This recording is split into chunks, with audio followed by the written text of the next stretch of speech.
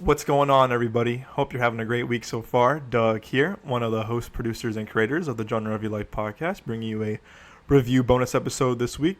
We're still going to have a normal episode of the Genre of Your Life podcast coming out this Friday. Nick and I got invited to a very special screening of the new Indiana Jones movie, so we're going to be reviewing that on Friday. So, in the meantime, I wanted to put out this review episode, which will be me reviewing the new Jennifer Lawrence comedy No Hard Feelings, as well as season 2 of the FX Hulu show The Bear. So I wanted to make sure that this week's episode is going to be more focused on Indiana Jones, with myself and Nick reviewing the movie, as well as talking about more box office news, stuff like that. So I wanted to give out this bonus episode. So you have 2 episodes this week to hold you over and to hear some more reviews coming out. As I mentioned, I want to say a week or 2 ago, I said it's going to be busy summer reviews. So we're going to have a lot more reviews coming out, both on our podcast platform as well as our YouTube channel. So yeah, guys, as always, you can find the show on Spotify, Apple Podcasts, Google Podcasts, Amazon Music, or your favorite podcast platform of choice. We just added, actually, our show on YouTube. We're working on video, maybe this summer or early fall to have video format, but you can also find the full audio show on YouTube as well at our YouTube page, which is Midway Avenue Productions. Again, as always, too, our social media handles for TikTok and Instagram are at Midway Avenue Productions as well. You can find me at The Young Jones on Instagram, and I've been doing more kind of out of theater quick tweets on my Twitter, which is at Capri_Sun, SON. Yeah, guys, but as always, thank you guys so much for your support. And again, while you're there at the YouTube or social medias or podcast pages, hit that follow button, hit that leave a review rating, helps us out, helps the show tremendously. And as always, guys, thank you so much for your support. Alrighty, so as I mentioned, this bonus review episode is going to be 2 things. Again, as always, 1 show and 1 movie. And the movie this week is going to be Jennifer Lawrence's new comedy, No Hard Feelings. And you know what? I'm a big comedy fan. I love seeing comedies in theaters because, the energy and, the audience is always kind of additional factor of, kind of the viewing comedy experience in the big screen in a cinema. I love going to comedies in theaters, man. I really do. I mean, just it kind of embraces, kind of enhances, in the viewing experience, seeing it with the crowd, people laughing, people cheering, people clapping. You can't beat it. And I think because of COVID and the rise of streaming services, we're seeing a lot more comedies being sent to Netflix or Max or HBO or Hulu, whatever, which again is giving out content. I love that, but you can't beat being in a theater. This is for all movies too, if you ask me, but being in a theater, especially a comedy, and people are just going crazy and laughing. I mean, I have some of my favorite memories of going to movies, especially comedy movies, are in the theaters, whether it's Hangover movies, Bridesmaids, Neighbors, anything kind of Seth Rogen, Judd Apatow movies, Bros that I saw at the screening last year with Billy Eichner, Game Night, Tag, Blockers, Good Boys. It's just fun seeing a comedy like that, especially a rated R comedy in the theater, because they deserve to be on a big screen, seeing it with the audience, seeing it laughing with each other, because you know what?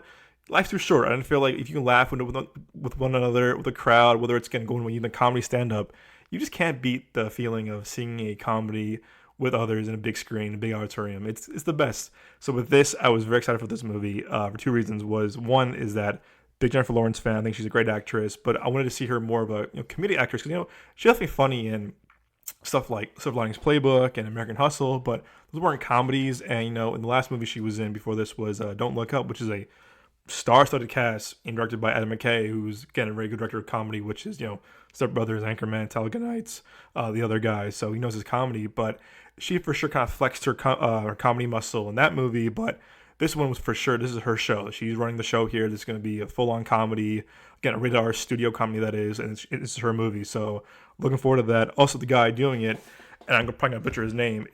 I believe his name is Gene Stupnitsky, and he actually has Stupnitsky, what his name is, and he has a really good track record. He was one of the staff writers on The Office with his writing partner, which I believe is Lee Eisenberg, I think that's his name.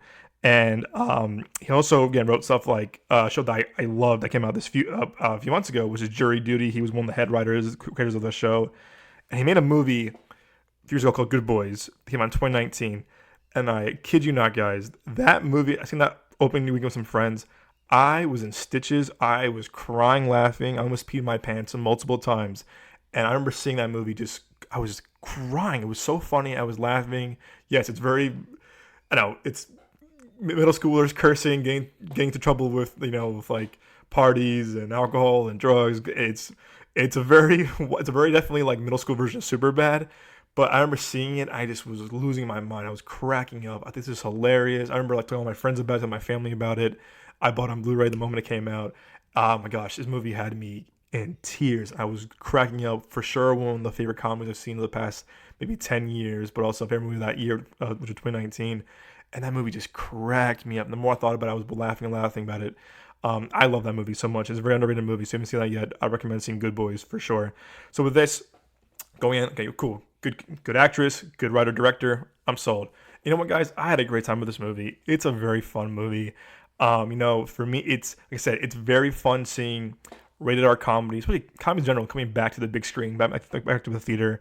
I'll be reviewing Joyride next week, so look out for that review. But this movie especially, it's fun being in an audience laughing. I mean, last night it was kind of weird. I'm like, oh, it's a Tuesday, it's a discount Tuesday. Maybe people want to go see this movie. It did okay over the weekend, box office wise, and I was so glad that I walked in and more people was coming in each and every minute. I'm like, great, this is gonna be a packed house. I love it, and it made the movie so much better if you ask me, because people next to me were crying, laughing. People next to me were dying, laughing. People in front of me were crying, laughing, clapping. So I was like, you know what, this is awesome. I was laughing out loud multiple times. This was a very fun movie. I had a lot of fun with it. Like I said, Jennifer Lawrence, this is her movie. She's really running the show. She's very good at physical comedy too. I think physical comedy is very like hit or miss. I think Jim Carrey is definitely king of that because, with Dumb and Dumber, Ace Ventura, he had this kind of like motion to him that was very kind of like electrifying as an actor, but as a comedic actor too, it was very kind of just like attractive. It was very like, ooh, this is vibrant. I like this a lot. He's bringing a lot to the energy to the screen, to his performance. And I saw a little bit of that in this movie where Jennifer Lawrence is really doing a lot of physical stuff, but also just doing a lot of stuff that like, she's really full on comedic actress in this. And again, like I said, it was fun seeing her. This is her movie. Seeing her full on comedy, like the traditional rated R comedy, not getting like a Silver Linings Playbook or American Hustle. This is a comedy, which is like full on comedy. And she was great at it. She did such a good job. And a lot of moments that she was doing were cracking me up. Even the small moments that like I'll pick up on that, it's cracked me up. And you know what? In the bottom of it too, this movie had a lot of emotional, a lot of sweet parts to it. If you don't know, the movie's basically about this girl in her 30s. Her mother left her this house in like upstate New York. Times are changing. The economy's changing, and she hasn't paid her taxes in a while. And then she's an Uber driver. She lost her car, so she's kind of strapped for cash. She's about to lose the house, so she sees an ad on Craigslist saying, "Hey, need a car? We'll give you a free car. Date our son. He's 19 years old. About to go to college in a few months. He's just very awkward. He's very socially awkward. He's glued to his phone. He has no friends. Like, if you date him, we'll give you the car, basically." So she meets the parents. She kind of goes, "Hey, listen, do you want to date him? Yeah, date him. Show him the ropes. Get him ready for college, or whatever." But he can't know. So she comes off really hard, and she's like, yeah, she wants his car really badly. So she comes off strong and hot and ready. She's like, let's go. So Jennifer Lawrence, again, she really kind of like, once you see her first interaction with this boy played named Percy, she goes all in. And again, this kid is very 19. He's very social. He's gamer, likes anime. He's very nerdy, very sheltered, very kind of just like closed off to the world. He's just in his own world basically, and he has no social skills whatsoever. But it's kind of her job to kind of bring her out. And yes, there's a lot of raunchy R-rated stuff to this too. But at the core of it too, there's a lot of emotion, a lot of cute moments too. That are like, oh, she's trying to help him out to get him ready for college because like she never had that. She wants him to get ready for like his own little journey in college. So it's a very sweet. Yes, she's trying to get this car for sure, but she definitely is like cares about this kid a little bit just to like get him to like where he needs to be for college. A lot of heartfelt moments. And this movie again, it was funny. It was a lot of good laughs. There's parts where literally I was cracking up out loud, laughing really loud. I was like, okay, I miss this. I miss laughing like this in the theater. Whether it's getting small moments, whether at the bar or they're drinking or whatever, or the kid thinks he's being kidnapped by her, and like he maces her or whatever, pepper spray or whatever. It's like, oh, this is funny because it's physical humor, but it's not overdone, not like over the top, whatever, and it's funny. You know what? And a lot of the side characters also had a lot of funny jokes that were like kind of quick bits here and there, but it wasn't like an ongoing joke again and again. And again, her friends, like the married couple friends she works with, Were funny. While one bit's kind of riffing on each other, like husband and wife, like trying to riff on each other, like you're this, you're that, whatever, and that was really funny. The guy who plays the Gary, the tow truck, is the actor from The Bear, which I'll be reviewing later. He has a lot of funny moments as the tow truck guy. Yeah, it just worked. And what I love about this movie too is that they casted an unknown to play the 19-year-old. Like they didn't cast Tom Holland or Finn Wolfhard or any kind of famous kid actor like that we've seen before in like Stranger Things or whatever. Because that to me kind of takes away like kind of like the charm of the movie. If it was a Tom Holland or someone that we knew, it's like, yeah, but I know he's that kid from so and so. I saw him already, and like a lot of people didn't recognize him. So I'm glad they picked an unknown because it works better because they like a chemistry between him and Jennifer Lawrence. So it works on that level too. And you know what, too, like I said, it really definitely, again, also an hour, 40 minutes, you're in and out of there. I love a good short, not short, but like well-paced comedy because, there's comedy, again, I love Judd Apatow, but there are a lot of movies where some of his movies kind of like drag on a bit towards the end or a little over 2 hours. You're like, okay, this could have been, wrapped up a little tighter or shortened out a little bit. But no, it's a good hour 40, good pace to it. Jokes are landing. I will say, though, that the first half had a lot of better jokes, I think, a lot of better timed jokes. Second half still has a lot of jokes, but focusing more on like the emotional, kind of heartfelt moments. Still jokes here and there, but I do think the first half is very stronger with the comedy, if you ask me. Doesn't take away from the movie itself, but I will say the first half definitely had the better jokes, better comedy to the movie. Yeah, also, too, again, I really give props to the studio. This was Sony. Sony, the cast, crew, every producers, that this was another original comedy that I feel like, again, we live in an era now that's it's going to be either a remake of a comedy, a reboot of a comedy, or a sequel, whatever. This was an original comedy sent to theaters, not to Netflix or Hulu or Prime, Max, whatever. It's refreshing to see that. I really do. I give them all the props to that because, again, this summer I think we're seeing a bit of not a surge, but more of like we're seeing more original content in the big screen. We're seeing original movies like this, like a Joyride, like a Asteroid City, and I really do give the studios props for taking risks, taking chances on original IP because I think we live in a world now where it's just like everything every week is a reboot, remake, sequel, blockbuster, Marvel, superhero, whatever franchise, and it's fun seeing. Again, I love those movies too. I'm not poo-pooing them, but as a viewer, as a critic, it's definitely, to me, it's very refreshing to see that. So I had a great time with it. Again, see this movie with the crowd if you can. See it on the big screen because again, go on a date night. It's good date night movie for sure. Just go see it in the theater. Go laugh. Go laugh for an hour and 40 minutes. Have a good time. It'll put a smile on your face for sure. I left out with a smile on my face for sure. So I had a good time with it. I would definitely recommend seeing this movie. I would definitely give it. I would definitely give it 7.5 for sure. I do think there are parts where I was like, okay, there are parts that are predictable. A lot of things are kind of like, okay, yeah, this isn't new, or like, what's gonna happen to these people? Like, you kind of knew like certain things are gonna happen to like certain characters, like events or whatever. And like I said, it's not this comedy is not. It's like kind of The Hangover or Bridesmaids was like, oh, this is we're seeing something new. It's formulaic at times for sure. It's not really reinventing the wheel of movies or comedy movies. So we've seen it before. So I will dock it points for that. Even though it is an original movie, it has some formulaic stuff to it from like other comedy movies, but again, it doesn't hurt the overall movie whatsoever. But yeah, I'll definitely give it a 7. Yeah, 7.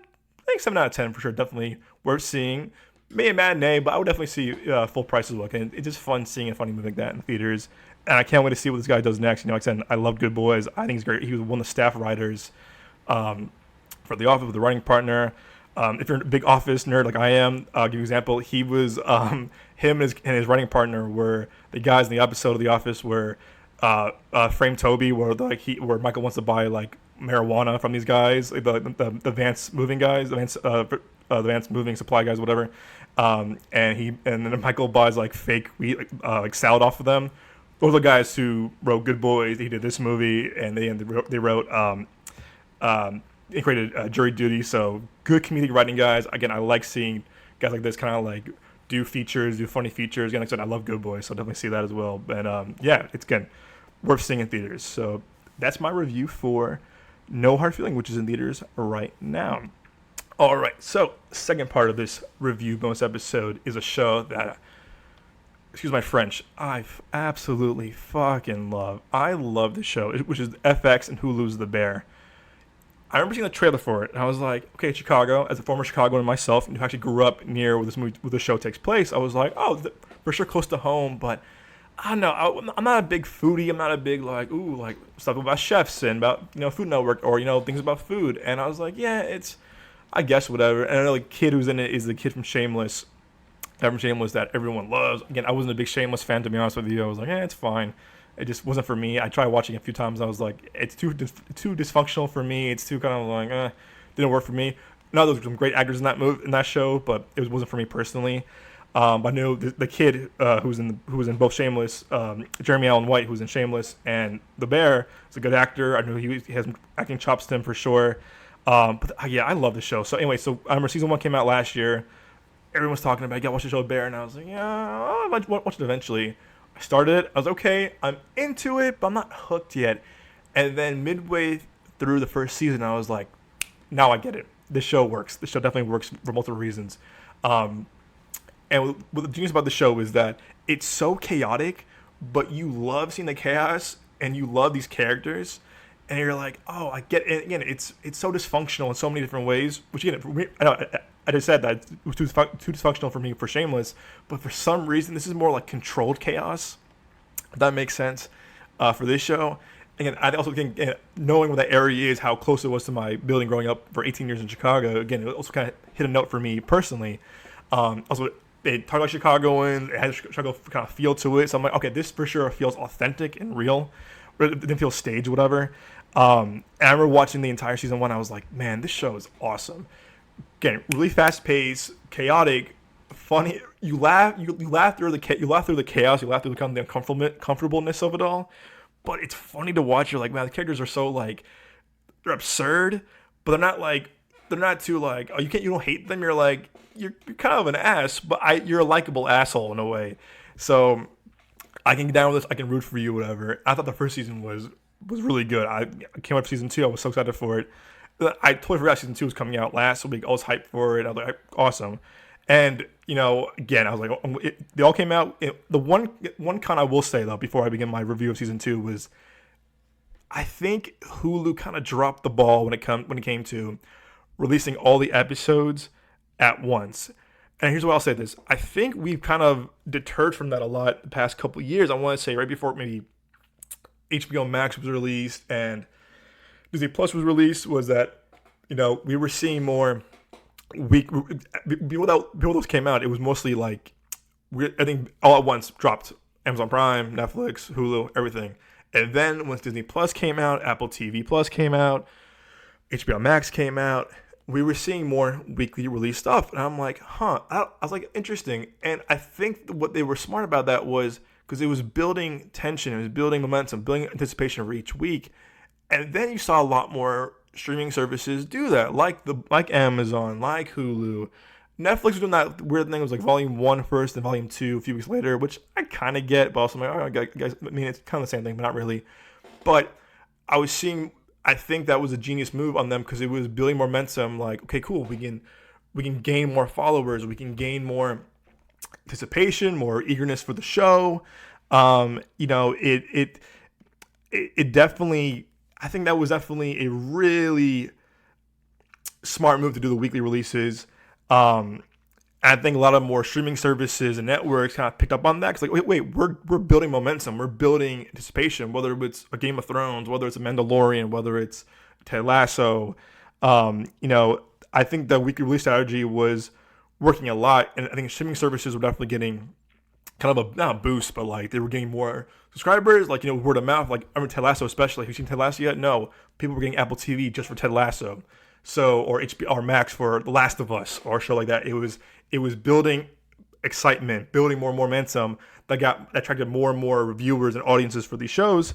And I was very surprised when I heard, yep, all 9 episodes of season 2 of The Bear are out. And I was like, I get it, but do I agree with it? Not really, because I think that a lot of shows that are dropped right away, all episodes in the season are dropped right away, they kind of come and go. Or like, again, example, Netflix movies and shows. Netflix dropped their movie, whatever, a show, unless it's like a Squid Game or Stranger Things or those two for sure. Or maybe Love Is Blind is definitely a show I like, but I think definitely it kind of release. They're no weekly, which is smart. But shows like that, I think a lot of shows that are dropped all at once or a movie too, after 2 weeks, they're kind of like they're done. Like I think example last year was like The Gray Man was all this hype for this movie with Ryan Gosling and Chris Evans. That was so hype for it. I actually didn't watch till like months later. I was like, I'll watch it eventually. My hype for it kind of died down. But as a thing, when these shows are dropped or movies are dropped right away, like once, and then they're gone the next few weeks. Like they're still there, but it's like the hype and the talk about them are kind of gone or kind of missing now. It's like, oh yeah, kind of came and went. So I was like, ooh, I hope not for this season of The Bear that people are still talking about it more and more each week, because once you give viewers and audiences the ability to binge all in one sitting, you're done. And I feel like 2 weeks later, like, oh yeah, new show's coming out, or this new show or this new season show coming out, focus on that. And I'm like, it kind of hurts the reputation of the show and the quality of the show too. This is me personally, so I do think I think Hulu maybe should have done a weekly release beginning, building more momentum. Oh, your favorite show is back. Guess what? I think they did with season 1 was also all in once, which again, it was a new show, so I kind of get it. But this show was so popular, now it's one of the most streamed Hulu premieres of all time, which is again great. But strategy-wise, I think maybe doing it weekly would have helped them in the long run of building more people, getting more audiences, getting more, TVs, logging into Hulu or signing up for Hulu, whatever. So I think that would have been a smarter move. That's just my quick take before I give my full review. But again, I think the weekly release schedule may be working better for other shows. Again, me personally. But no, this show, again, quick note, if you haven't seen the show yet, if you suffer from intense anxiety or panic attacks or like don't do well with high stressful situation, this show is not for you. I want to get the quick note right away. This show is not for you at all. This show is stressful to the bone. And this season especially, there was times I was watching, I was like, I need a break. I'm feeling stressed the hell out. I need to go on a walk or do something or read, because I was stressed outside the entire show. I was like, wow. But that is kind of the appeal of the show, how stressful it is. Like you're kind of watching this chaos, and it kind of attracts people to watch this, how chaotic it is. And boy, oh boy, this season is chaotic as hell. Because I think to me, this show to me, I think really does a good job of, again, to the casting too. Everyone in the show is casted perfectly, whether it's Marcus, whether it's Tina, whether it's Sydney, whether it's Carmi, whether it's Richie, whether it's Sugar, Uncles, everyone. This show is casted brilliantly. And, I talk about casting a little bit on the show here and there. This show, to the casting director, bravo, because really you cast everyone perfectly. And they really make, again, too, that I know some of the actors, Abby Elliott, I knew Jeremy Allen White, but I didn't know most of this cast or actors before watching the show in general. And now these actors are becoming more household names, getting more recognition, and that's brilliant, because they deserve all the recognition in the world for the show, because the acting in this is it's a masterclass, if you want to. It's a masterclass in acting, directing, storytelling, writing, and production. It really, really is.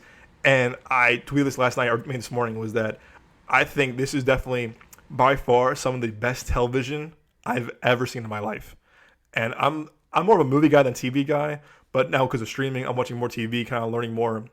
And I write TV stuff, and I write more TV than movies nowadays for shows, for personal projects. So to me, this was definitely, I learned so much just watching the show of like, wow, like how well they write their characters, the dialogue, and it feels so authentic. Again, as a Chicagoan, I know real Chicago. As a former Chicagoan, I know real Chicago, and I know fake Chicago.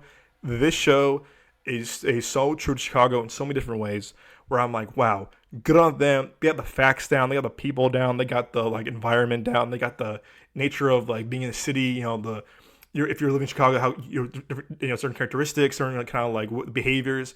They got this down so perfectly, where I'm like, if this was written by Chicagoan off the street, I would have believed it, because I'm like, wow, this is so true to what Chicago is. Because so many times you see movies that people are like, quote unquote, from New York or from a certain place. You're like, it seems so staged, seems so kind of fake. this show really has the authentic feel to it that I really give the like stamp of approval. I'm like, you got it down perfectly. Way to go. Um, Two things, performances. I think to me, this thing, the three big were to me were besides Jeremy Allen White, who I think won the Golden Globe this year for like best comedy or best drama, whatever actor on the Golden Globe, well deserved. But three, Richie, Sydney, and Marcus. Um, all three of them, these actors just oh my gosh, they really put on a performance. All three of them, I was like, wow, I'm so invested in their stories. And what this show does brilliantly in this season too is that everyone gets, again, it's very impressive too, is that everyone gets their moment to shine. I mean, every character, whether you're a family member, you're part of the kitchen, you're a chef, you're a cook, whatever. Everybody in this season, every character gets their moment to shine. If you're a primary or secondary character working at the restaurant or part of this family, you get your moment. You get your moment. Your character gets a moment to shine and the spotlight. Whether it's Tina, Sydney, Marcus, everyone, Richie, everyone in the kitchen, Sister Sugar, everyone, or Fac, everyone gets their moment. And I was like, wow. The fact that this show, again, not a movie, but a series, is able to give each of their characters their flowers and their proper moment to shine, to me, is just brilliant TV filmmaking, writing, and direction. That's, to me, is like in storytelling. That's like, wow. I really could not get over that. Like, wow. Watching about the season, I was like, they're really giving everyone their moment. Whether Marcus is going to Amsterdam for an episode, Tina going to culinary class, her moment to shine at a karaoke scene, Sydney, who was a really big part of the show, is, trying different foods, trying different restaurants, kind of getting the feel for like, hey, we're building our restaurant. What's your advice? What do you recommend? And all of it, Richie learning how to be a better person, a better coworker, a better man, better father. Everyone gets their moment, and I'm like, how is this show getting better and better, but also giving the time to give everyone their moment to really break through as an actor, and a character giving their moment to like, yo, I am this character. This is my moment. I'm doing it. It's just brilliant. So again, I can talk about this all day, but really that really kind of stuck out with me this season. That they really, season one for sure was more Carmi's story and like his story with his brother who passed away. And that's more his story. But season two really takes the time and the effort to give everyone in the kitchen, everyone in the crew, their time to shine and a moment to break the rest of their character, and it's beautiful. Great soundtrack. And it sounded like probably one of the best TV soundtracks I've heard in a long time. Good music, ranges from different genre, different varieties of music. Fantastic soundtrack.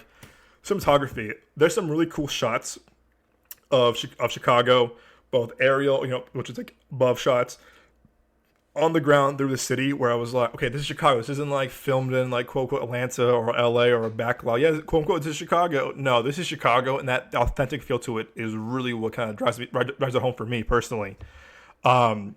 Great Chicago, again, great photography. Two episodes that excited with me was episode number 4 and episode number, I want to say it was episode number 8 or 9. I think the last episode. Episode number 4 was a great episode of, Will Poulter, who was from Guardians of the Galaxy. He was in Black Mirror. He was the nerdy kid from We're the Millers. I remember my mom, we saw Guardians of the Galaxy for Mother's Day, Volume 3 for Mother's Day. My mom was like, who's that boy? The little gold boy. And I was like, that's the kid from We're the Millers. My mom goes, no way. And I was like, yeah, it's him. And it still kind of caught me off guard. Like, yeah, it's the same kid from We're the Millers, nerdy kid from the Millers 10 years ago. His episode with him and Marcus, it was a beautiful moment of just like, wow, how beautiful this is. The two of them, like, Marcus is learning from him. And again, I won't spoil too much, but like, Will Poulter plays a character named Luca that has kind of a tie into the show a little bit, but again, I don't want to spoil it for you. But it's really smart how they do it, like later on in the season. But it's this really beautiful moment between Marcus and Luca of just like Marcus wants to learn more about pastries, and he's going the right person to like learn from. And it's a really beautiful moment. Like they're joking, but Luca's not like yelling at him. He's like he wants him to succeed as well, and he's giving Marcus the tools to do so. And it's a very beautiful moment about like kind of like a friendship becoming, but also like Marcus wanting to learn from a really master chef, which is Luca. I love, again, all in Amsterdam. I love that scene. I really do. And second episode was episode again, second to last one, where there's this really beautiful shot, and it goes down the line of all the characters in the kitchen, and it's going to flashback to like season one or crucial moments of their characters, both in this season, the last season, and they go down literally everyone. It's a quick a few seconds to like flashback scenes. It's brilliant. It's brilliant, and I'm sitting there getting goosebumps, and I was like, wow, they really are just going down this line. It's an important moment for the show. I won't explain what it is. Again, I won't spoil it, but they go down the line of each character and quick flashback of a really crucial, important moment of the show so far. And I said again, this is brilliant storytelling. This is brilliant television, TV writing, and just making. And I'm like, wow, I'm in awe. So those are two episodes that I think were the big highlight for me. Again, Jeremy Allen White. You know, he as an actor, he shows off a lot of emotion just by his eyes. If you watch his eyes in this show, especially both first season and this season, you learn a lot from him, and you feel for him just by watching his eyes and how he's getting this performance just by the eyes. And it's like, wow. This for sure is a show. Again, I said before, it's a love letter to Chicago because how authentic it is and how the cinematography is being shot in actual Chicago. The comedy for sure comes from the controlled chaos and how comfortable you are. It's labeled as a comedy. I wouldn't call it a straight up comedy. It's for sure a dramedy because there are funny moments that are like awkward and you're laughing through how uncomfortable you are and the chaos of it all. The big one that everyone's talking about this season is the Christmas episode. Probably out there now. Jamie Lee Curtis plays main character Carmi's mom. Again, brilliant casting. You're just like, wow. I think I won't spoil too much other cameos, but a lot of big cameos in this hour episode, Christmas episode. And I'm telling you, I'm watching this the other day. I had to pause and take a walk. So I was like, my anxiety was triggered my anxiety. I was like, wow, I need to sit down. I was like, I need to go for a walk, get some fresh air, because watching it made me feel just like, oof, sweaty and uncomfortable. But that episode kind of showed how dysfunctional Carmi's family, the Berzados. I think Berzado. Let's see, Berzado. Let's see. Yeah, the Berzado family, how dysfunctional and how crazy they are. But you see that all of them have their own demons that they're dealing with. And you see that a lot between Carmi and his mom, getting played by Jamie Lee Curtis, how they really are. They have their own demons, but they're so similar. Even though they're different in their ways, you see how similar they are because it's like, woof, like they are mother and son, but because they have the same Berzado kind of, demons they're dealing with. The chemistry between everyone again is unmatched. What shows especially that you can tell chemistry kind of forced or like it doesn't feel earned. The chemistry feels, like I said, it's all authentic. It feels like an actual kitchen of cooks, staff, everyone.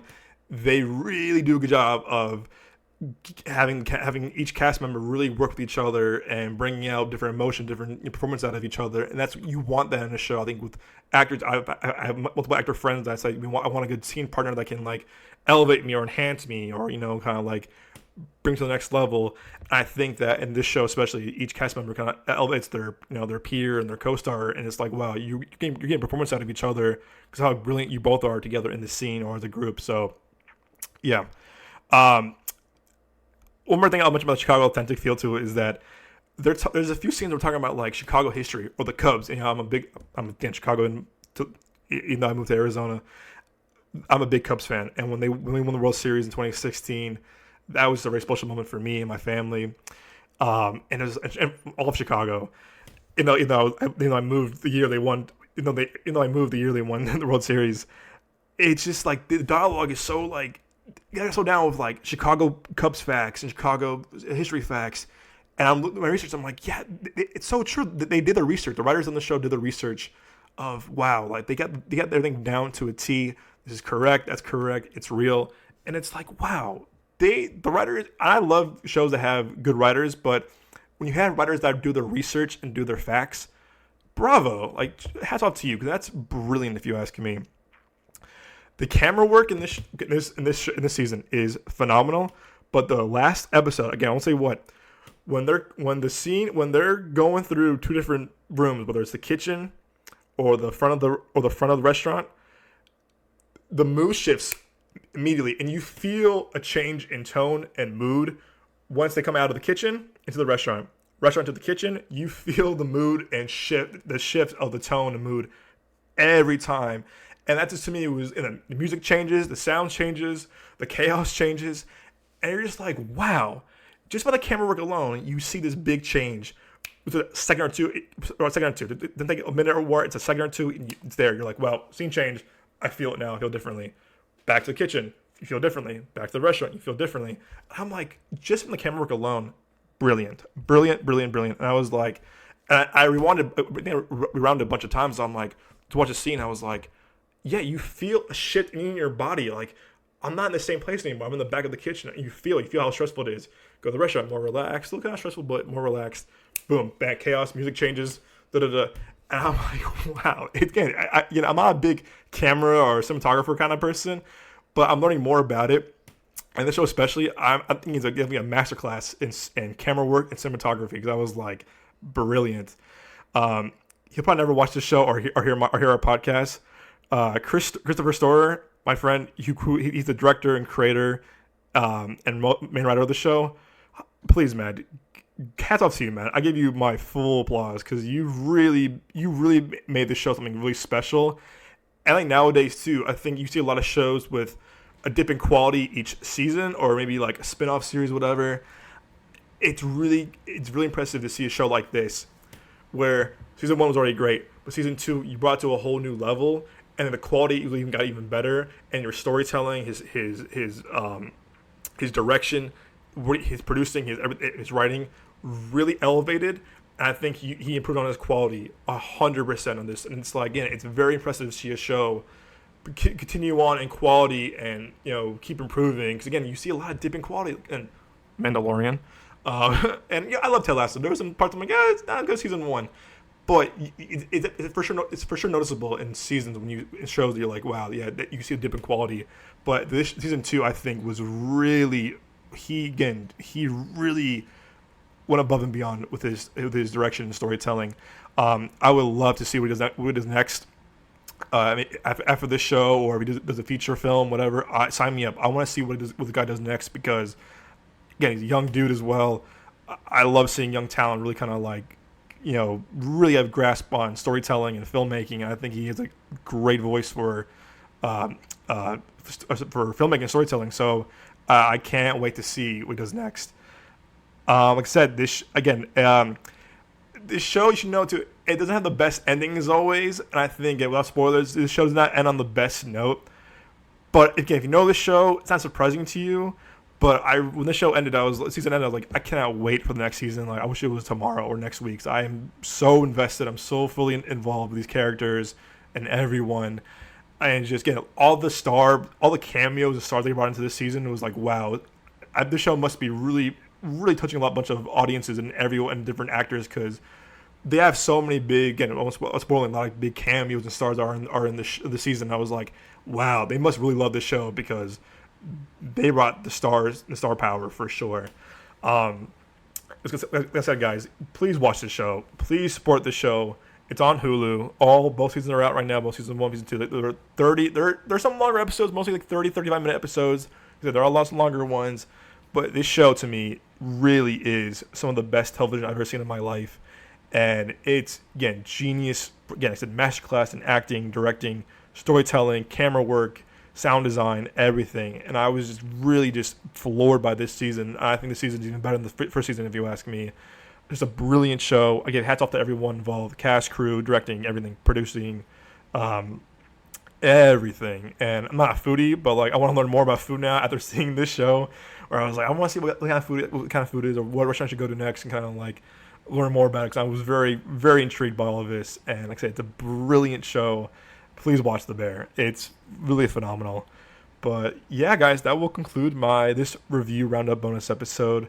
Like I said, this week we'll also have a full review of the show. We got Moses coming back finally to the show. We get one of our founding co-hosts, and I bet he probably a lot to say about the writer's strike in LA. He's right now located in Los Angeles, so looking forward to seeing what he says, what's he up to with his post-production of his new short film. Like I said, yeah, Nick and I will be seeing Indiana Jones tonight as I'm filming this.